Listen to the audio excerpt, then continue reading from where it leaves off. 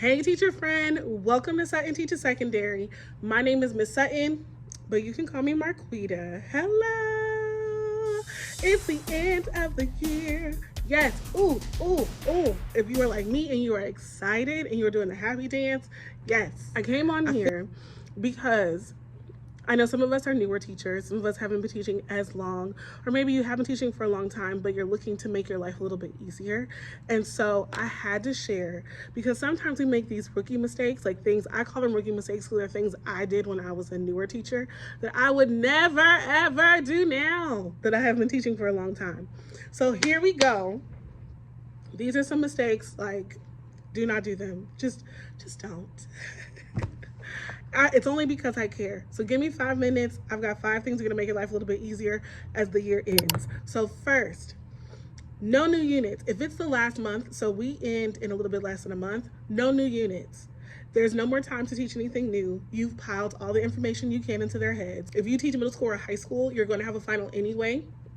Use this time to review all of the concepts you've been teaching all year. It doesn't seem like it's been a long time or that it's a lot of information, but really when you think back, you've been teaching since August or September. There's so many things that your students have learned, and it would actually be more beneficial to help them review. The only exception to that is if you have some kind of state test or big test looming, like I teach AP classes, so sometimes I have to squeeze in like a little last unit. But otherwise, use this time to review. There's no need.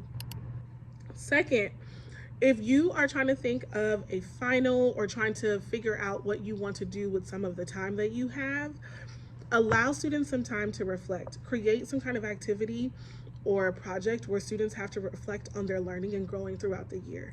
I think so much of what the issue is that as teachers, we do all of the evaluating of student learning and growth, but we don't allow students to do that. So teach them how to do the metacognition, provide some parameters, have them evaluate their writing or their projects or different things they've turned in, their math skills, any of those things that they've learned in history, how it's impacted their life and what they understand in the world. I don't know, there's so many ways you could take it depending on your subject, but allow them to process what they've learned through some type of reflection. Very, very great, cool activity, great, all that kind of stuff. My third thing I would tell you is to build in some time now for some one-on-one conferences, especially if you teach high school. If you teach high school, there are some students that are very particular about their grades. They are aiming for some very specific grades. And rather than get a last minute like student crying at your desk, I'm telling you, who's like, I really wanted an A and you gave me an 89, and having to deal with that, build in some time to have some one-on-one conferences with students. Offer the time in your class while students are working on some things independently so that those students can build up the courage to come have a conversation with you, because I wouldn't go to them. I want them to come to me so that you can talk through what they're, like what they're hoping for, what things they needed to redo, or like what the final needs to look like in order for them to reach the score that they're reaching, all that kind of stuff. Here's another one that's a rookie mistake, and I see it all the time on the internet.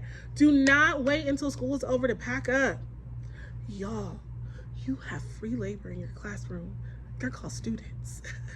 They like you. They will come after school. They will come before school. They will spend their lunch. If they finish an assignment early, they can take down the things in your room and pack them up. They can move them to the next classroom that you're moving to. Why are you waiting? It does not, I know for the aesthetic of it all, it's nice to have it up, but half of us have to cover up the stuff when we're testing anyway. So you might as well just have students take it down. Or if you know that you're moving, you already know that plan is happening. So make it happen now. The final one is to finish grades early. I've got a whole video about grading and how to make your life easier with grading, but do not wait until the last day for grades to finish. Do not take things home. Plan and schedule out all your time so that you can finish your grades and you can go onto your summer break free and clear. And on that note, I have to go because I have to work on grades. And I hope that you have a great summer, and I will see you next time. Bye, teacher friends.